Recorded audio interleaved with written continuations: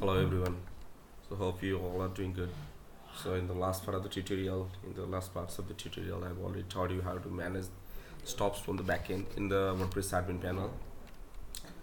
And so in this part of the tutorial, I'll let you know how data has been stored in the WordPress database.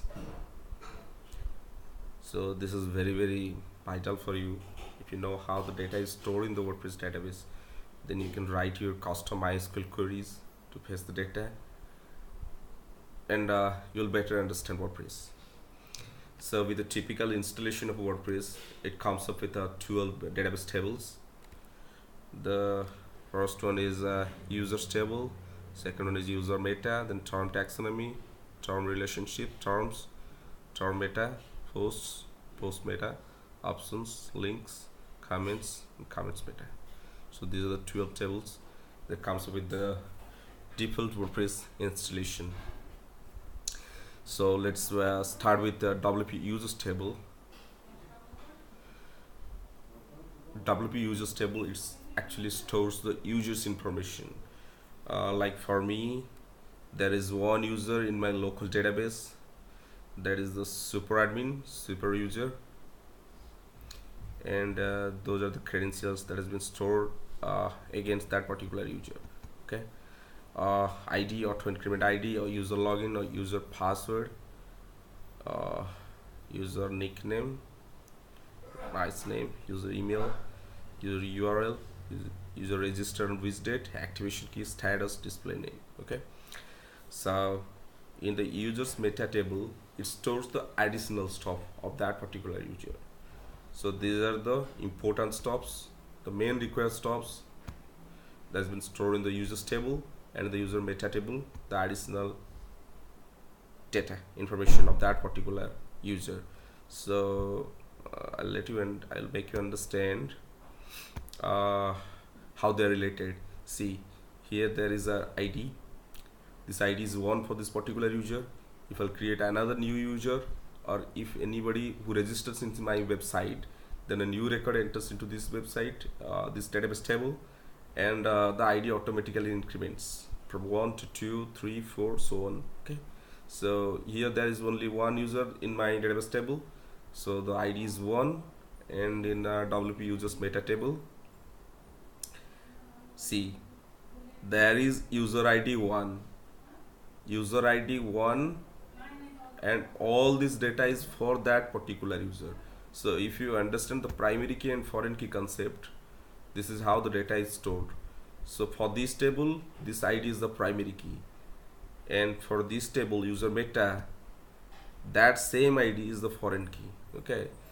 So if you write MySQL queries to get the user details, you can write custom MySQL queries and connect those two tables using the ID of the users table, ID of the users table, and the same user ID of the user meta table. Same case will happen if a new record will be in, if a new user registers. Another record will be installed as ID 2, and here user ID will be 2. In the same, all related information will be stored in this table. Next, go to the, we'll later come on to those tables later on. Before that, we need to go to the post tables. So the post tables, actually this is the most important table. All the WordPress posts, pages, images, media, whatever you do in the backend, maximum of the things are stored in this table itself. So before that, let's go to the structure and let's understand this table. So it has a ID, and that is declared as the primary key. There is a post author, post date GMT, post content, post title, excerpt, post status, comment status, ping status, post password, post name, to pinged, post modified GMT, post content filtered, parent, GUID, menu order, type, MIME type, count. Okay. So the very important fields are post author, whoever registers to the backend and publishes a post, so the post author field gets populated. So here the post author is one. Where does it come from? It comes from this table. See, for this particular user, this ID is 1. So in the WP post table, whatever record he enters, post author becomes 1. Post date, on which date the post gets published.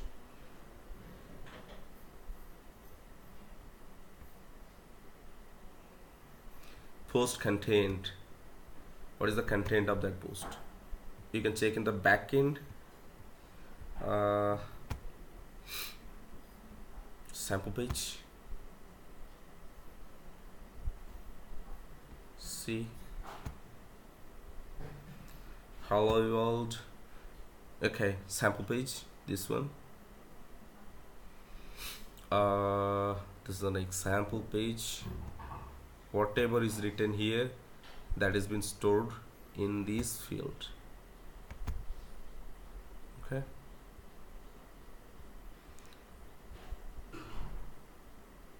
There is no post excerpt.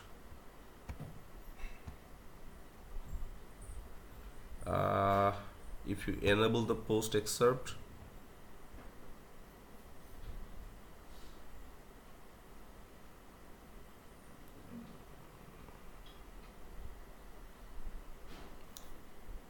no, that is not enabled for these pages. You can do that in posts. Okay, so this is the post status. This is another very important field. Whether the post is published, is it been to trash or inherited or whatever.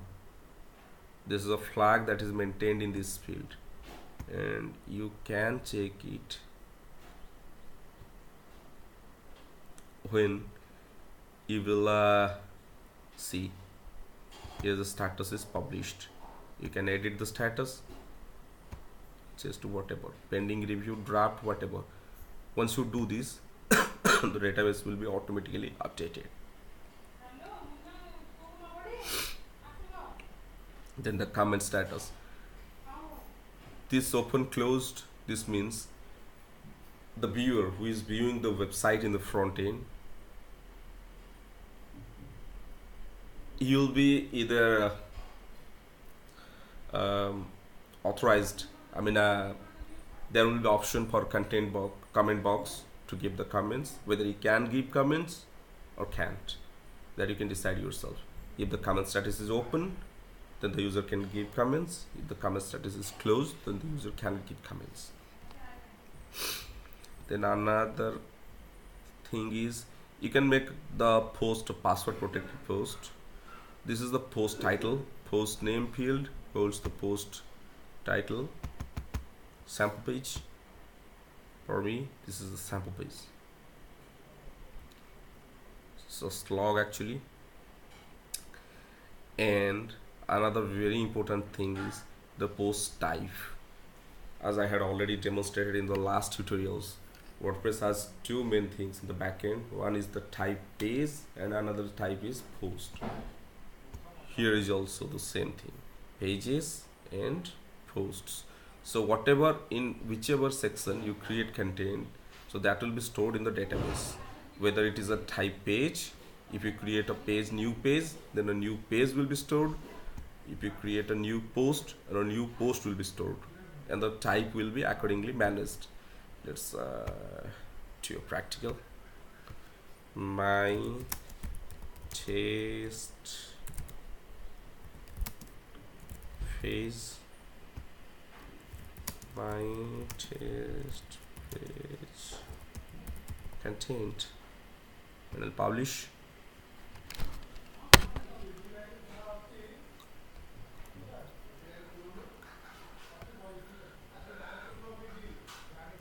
Now if I browse,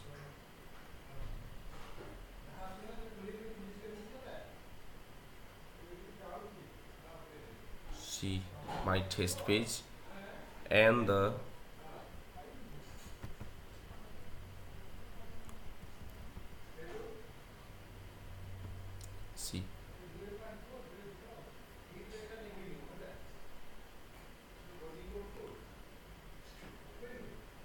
this is a type page. 1 second.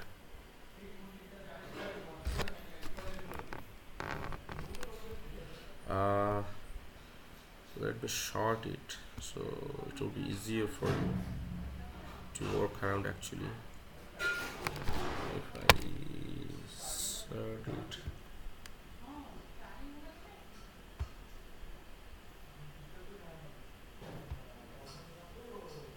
okay, there it is. My test page.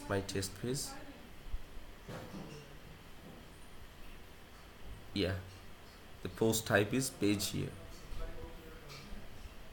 Can you see my test page? Publish, and the type is page. Same for posts. If I create new post,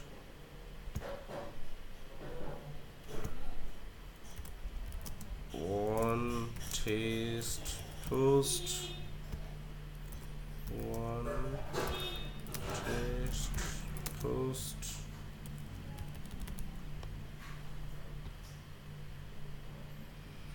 publish,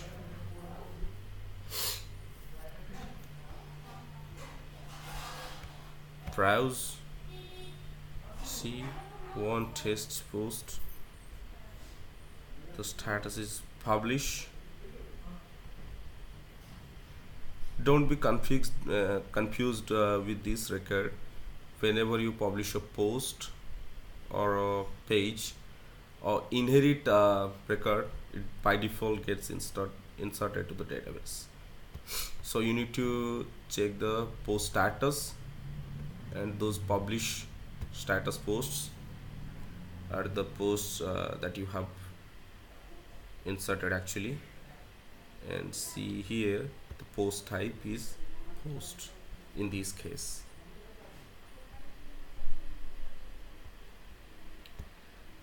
So now another important stuff is if I insert a featured image for this particular post, if I insert a featured image, how it's gonna store in the database. Let me download an image,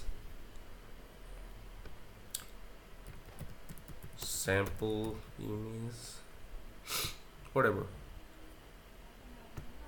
Let me take picture of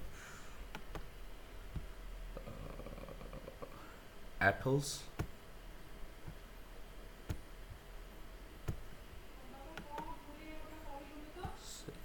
Image as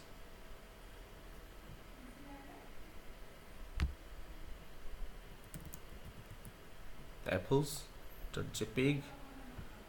I'll save it, edit post, and I will set a featured image for this post. Select files, apples.jpg. Unable to create directory, wp contain directory not writable. Okay.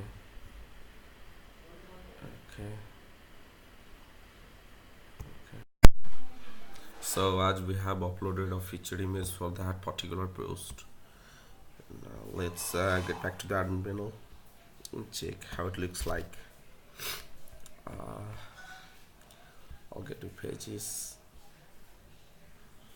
my test page, and okay,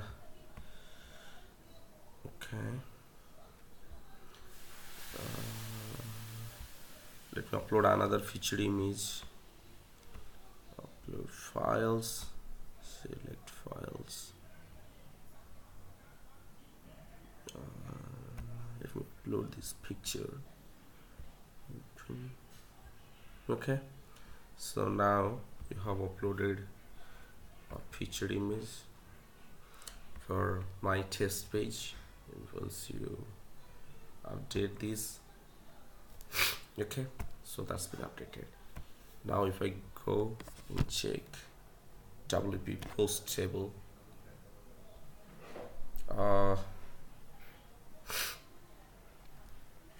you need to check my test page. So what is the ID of that? ID is 17. Yeah, my test page. And the post type must be a page. Post type is a page. And another concept here comes the post parent. The main post ID is 17. You can see that the main post ID here is 17, and for that 17th page I have set a featured image. So if you go and search post parent,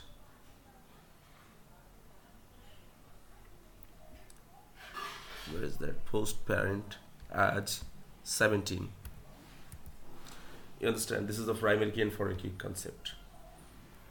Not a foreign key, it's for the same table, sorry. So the ID 17 is first inserted into the database with it contained the title and other stuffs. Now I have inserted a featured image for that post, and so the featured image is stored as a separate record in the database holding the post parent is 17. Okay, so the two records are interrelated. And here, let me check. There are two records holding that post parent as 17. Now we need to find out which is our featured image. This is also pretty simple. The post type needs to be attachment here. So what I have learned so far, three types of post type. One is post type page, one is post type post, and once you insert a featured image against any page or post, it becomes post type attachment. Okay, the post parent is 17 and the post type is attachment. And here is the link to get the image, the full path. Okay, so that's how WordPress actually stores pages, posts, and featured image against the pages and posts. Now, so far we have understood up to WP post table. Now come to WP post meta table. The post meta tables stores additional post data.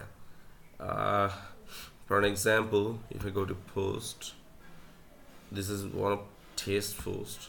I did this, and suppose I need to add a new field like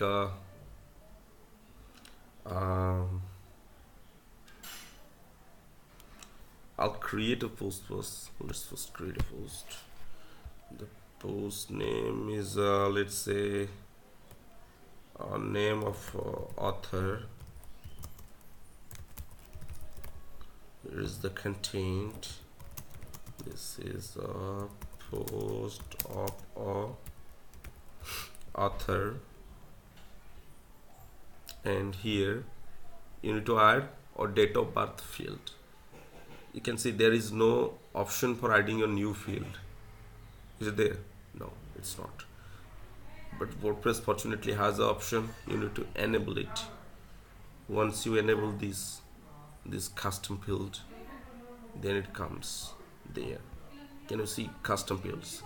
So I'll create a new custom field, DOB buys this 987. Okay, so let me publish that. Yeah, right. Okay, so with that, let me check WP post table.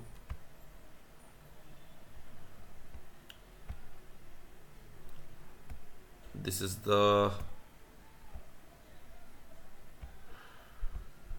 record ID 23. Yeah, post title Devakant Mohanty. So now go and check to post meta table and search post ID equal to 23. So now you can see a new field has been added, DOB meta key, and here is the meta value. So any additional field you create as custom fields, the data is stored in the post meta table. Similarly, if I create a new one and new, let's say nickname, and nickname is Drew, and I'll update this. So once I go search meta key post ID equal to 23, see another new record has been added, nickname equal to Drew. Against that same post ID, or new records are getting added. Isn't it interesting? Yeah, it is. Okay, so that's all about posts and post meta table. Next, come to options table. The options table actually stores all the your website main URL, your website administrative email IDs, your blog name, blog description, when did you start working on this website, and everything, every related information is been stored here. Can you see? Here is the site URL, here is the home URL, here is my blog name, that is my website name. So mail server URL, mail server login, everything is stored here. So now let's move on to links. This table, if you set a link as a if you insert any link, and then it will come up here from the backend. If you insert a link, then it will come up here. So far we don't have any link, so it is empty. And here is the comments. Once a user posts any comments, then it is stored here, and the comments meta also. Okay, so, and the terms and taxonomy table, those are the table that stores the categories and subcategories and all this information. Those have been stored with the terms meta, terms relationship. That's our WordPress management. So this is a brief idea about how to work with WordPress table and understanding their structure and data. So if you have any doubt, you can ask me in comments of this video. Hope you liked me, hope you like my video. Thanks for watching. Bye bye.